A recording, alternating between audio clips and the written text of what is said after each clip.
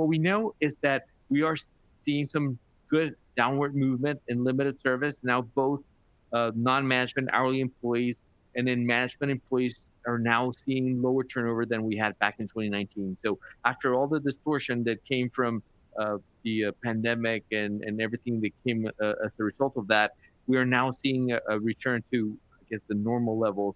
But I keep going back to the thought of 2019 was not ideal by any means, right? It might be a little lower than it was back then, but still it's high turnover that we still need to contend with, and it impacts performance. When we looked at the data for sales and traffic and compared it to staffing levels, what we found is that those restaurants that are fully staffed tend to do much better than those are not. It's about a 3 percentage point difference in comp sales and comp traffic, those that are fully staffed compared to those that are not. So it's very, very significant.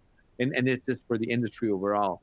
In the full service space, we're also seeing the nice movement in terms of hourly employees, turnover being lower than it was back in 2019. There's a lot of ease in terms of the labor market.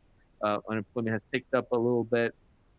There's been closures in restaurants. When you look at the macro data, there's been some retraction in terms of the number of employees overall in the industry. So there's a little bit of slack there in the market that has helped in terms of driving turnover numbers down.